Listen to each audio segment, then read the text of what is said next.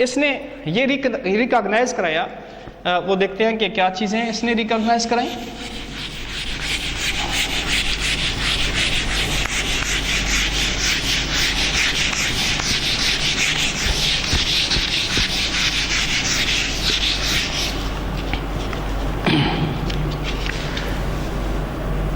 अब Dalton also recognized, इसने ये बात मुतारिफ कराई कि law of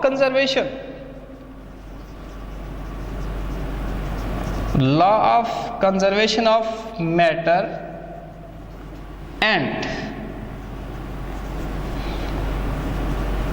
law of definite proportion could be explained, इसने ये बात मुतारिफ कराई कि law of conservation of matter और लॉ ऑफ डेफिनेट प्रोपोर्शन को एक्सप्लेन किया जा सकता है on the existence of an atom, कि एटम के वजूद की बुनियाद पर, कि law of conservation of matter और लॉ ऑफ डेफिनेट प्रोपोर्शन को हम तब एक्सप्लेन कर सकते हैं कि जब कोई एटम का वजूद हमारे सामने है। अगर जब एटम का वजूद भी नहीं होगा तो हम इन लॉस को, कंजर्वेशन ऑफ मैटर को या लॉ ऑफ डेफिनेट प्रोपोर्शन को हम एक्सप्लेन नहीं कर सकते। अब हम इसमें ये देखते हैं कि law of conservation of matter क्या है और लॉ ऑफ डेफिनेट प्रोपोर्शन क्या है, तो इन्हें हम बारी बारी डिस्कस कर लेते हैं। कि आप देखें हमारे पास है कि law of conservation of matter, law of conservation of matter क्या है और लॉ ऑफ डेफिनेट प्रोपोर्शन क्या है। अब देखें law of conservation of matter, कि law of conservation of matter. अब इस law of conservation of matter को थोड़ा हिस्ट्री को भी साथ साथ हम देख लेते हैं कि law of conservation of matter को किसने प्रपोज किया, कि Lavoisier. Law of conservation of matter is proposed bye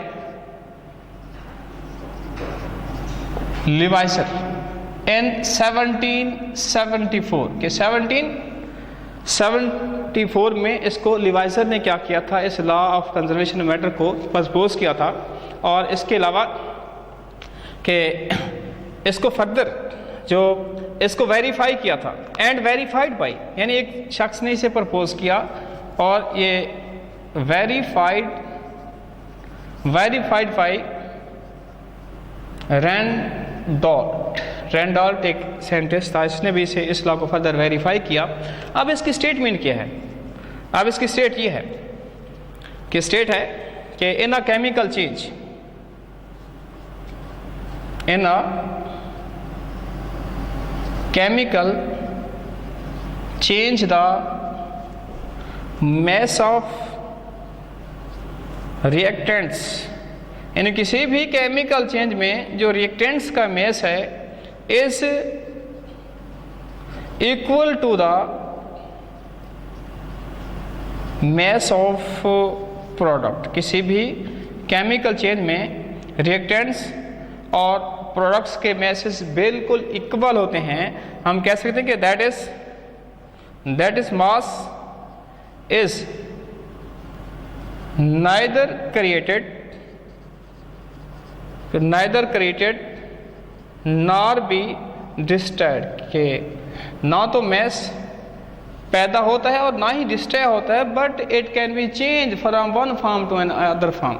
ये law of conservation of matter के मुताबिक कि जो मैस होता है, law of conservation of matter के मास ना तो पैदा होता है और ना ही मतलब कि ये डिस्ट्रॉय होता है, बल्कि it can be change from one form to another. इसे law of conservation of mass या matter, law of conservation of mass कहा जाता है। मैटर भी लिखते हैं law of conservation of mass. ठीक, अब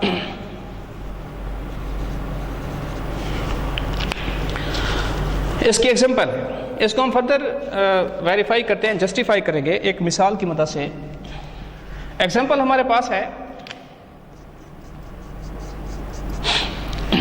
कि कार्बन है और हम इसको ऑक्सीजन के साथ कंबाइन कराते हैं। अब यहाँ पर लॉ ऑफ मास एक्शन को थोड़ा सा हम जस्टिफाई कर लें, थोड़ा सा इसको वेरीफाई कर लें। अब देखें, जो कार्बन है इसका मैस होता है 12 ग्राम, जबकि ऑक्सीजन है इसका मैस होता है 32 ग्राम इसका मैस है।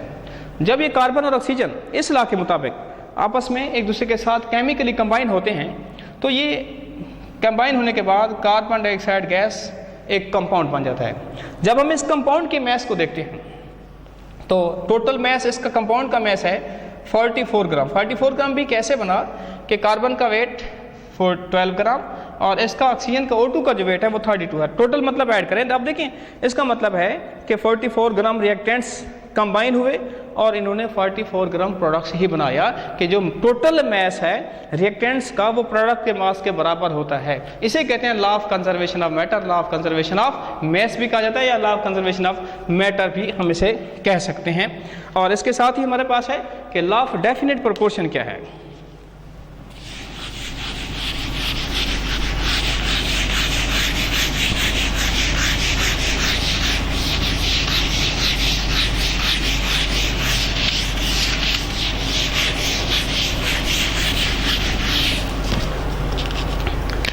अब है कि law of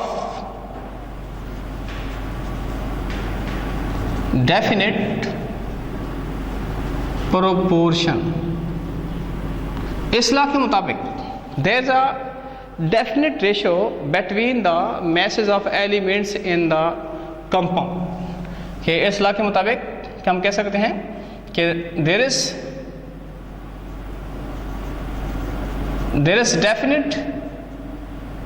definite proportion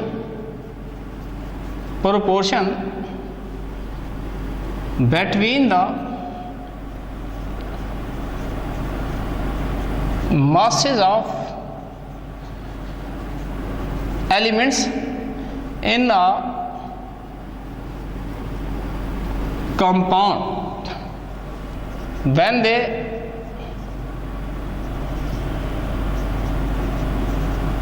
combine together। In compound कह सकते हैं कि जब किसी भी कंपाउंड में जो एलिमेंट्स इकट्ठे कंबाइन होते हैं तो उनके मासेस में एक मखसूस निस्बत होती है। इस मखसूस निस्बत को कहते हैं लॉ ऑफ डेफिनेट कंपोजिशन या इसे कहा जाता है लॉ ऑफ डेफिनेट प्रोपोर्शन। के मिसाल के तौर पर हमारे पास जैसा कि NaCl है, NaCl एक कंपाउंड है, एग्जाम्पल है हमारे पास कि NaCl इस कंपाउंड में हमेशा जो सोडियम है इसका मैस 23 ग्राम होता है और जबकि क्लोरीन है इसका 35.5 ग्राम है।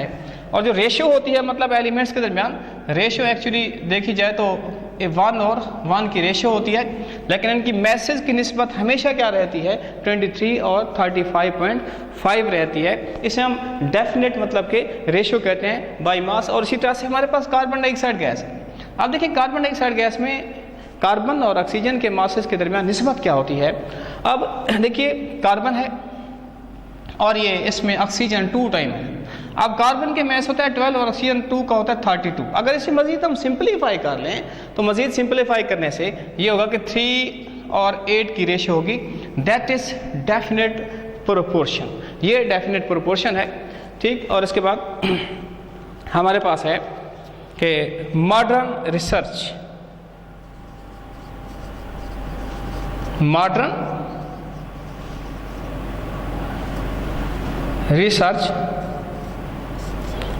कि मॉडर्न रिसर्च शो दैट कि मॉडर्न रिसर्च देखिए जदीद तहकीक जो है एटम के मुतालिक कुछ जदीद तहकीक की गई और ये जदीद तहकीक ये बताती है कि जो एटम होता है कि एटम कुछ मतलब के सब एटॉमिक पार्टिकल्स पर मुश्तमिल होता है। कम से कम एटम में 100 से ज़्यादा सब एटॉमिक पार्टिकल्स होते हैं। ठीक है, कि मॉडर्न रिसर्च शो दैट कि atom is composed of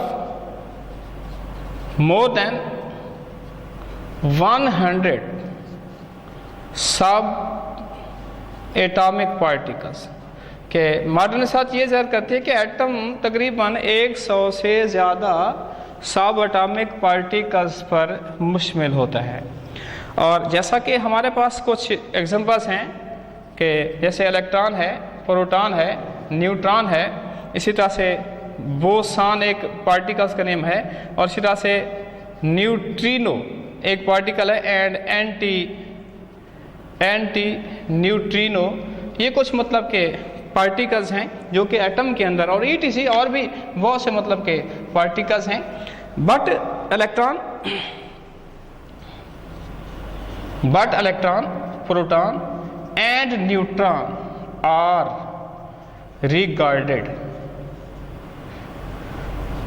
regarded as fundamental particle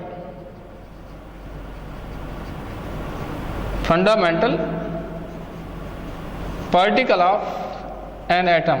अब देखिए इसमें वो कहते हैं कि मॉडर्न रिसर्च ये ज़ाहिर करती है कि ये ख्याल किया गया है कि एटम जो है वो 100 से ज़्यादा सब एटॉमिक पार्टिकल्स पर मुश्तमिल होता है।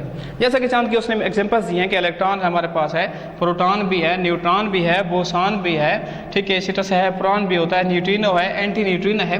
लेकिन वो कहता है कि इलेक्ट्रॉन, प्रोटॉन और न्यूट्रॉन फंडामेंटल पार्टिकल्स होते हैं किसी भी मैटर के, इन्हें फंडामेंटल पार्टिकल्स रिगार्ड किया जाता है। अब देखिए इसके बाद हम थोड़ा सा डिफाइन करेंगे एटम को भी। एटम की डेफिनेशन क्या है, कुछ मॉडर्न डेफिनेशन इसकी डिस्कस करेंगे।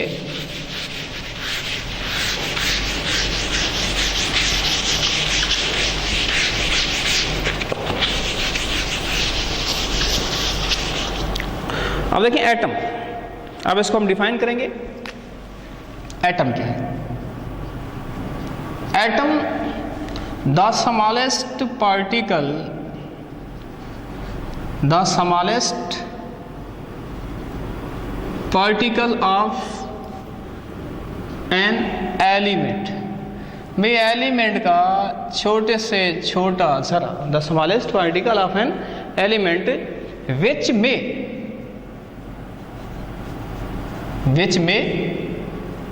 Are not may exist independently, कि जो आज़ादाना तौर पर रह भी सकता हो और आज़ादाना तौर पर ना भी रह सकता हो, कि एटम किसी भी एलिमेंट का छोटे से छोटा ज़रा, या smallest particle of an element के एलिमेंट का छोटे से छोटा ज़रा, विच में एग्जिस्ट और नॉट एग्जिस्ट इंडिपेंडेंटली, कि जो आज़ादाना तौर पर रह भी सके और ना भी रह सके। अब हम इस तरह से दोनों तरह के एग्जांपल्स यहाँ पर मैं दूंगा।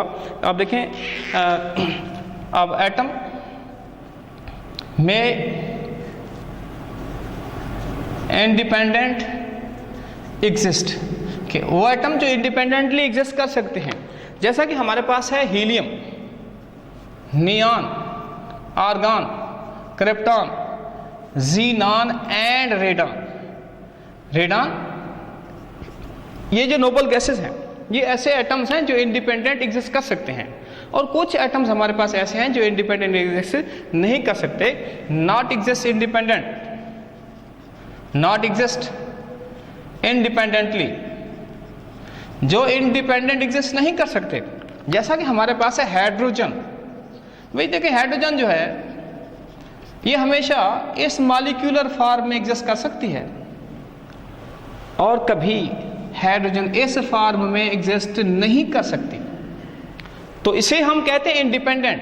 दैट इज, ये इंडिपेंडेंट नहीं रह सकती, बल्कि हाइड्रोजन जो है वो दो एटम्स इकट्ठे मॉलिक्यूलर हालत में रह सकते हैं, मॉलिक्यूलर हालत में इकट्ठे मिलकर। तो इसीलिए हम कह सकते हैं कि ये ऐसे एटम्स हैं जो इंडिपेंडेंट एग्जिस्ट नहीं कर सकते। और इसी तरह से हमारे पास एटम है नाइट्रोजन का, और हमारे पास जो एटम है वो हमारे पास क्लोरीन का है, कि ये ऐसे एटम्स हैं जो इंडिपेंडेंटली एग्जिस्ट नहीं कर सकते, और ये ऐसे एटम्स हैं जो इंडिपेंडेंटली एग्जिस्ट कर सकते हैं। तो बच्चों, यहाँ तक हमारा टॉपिक रहा, और इसके बाद शार्ट सी दो लेने हैं कि जे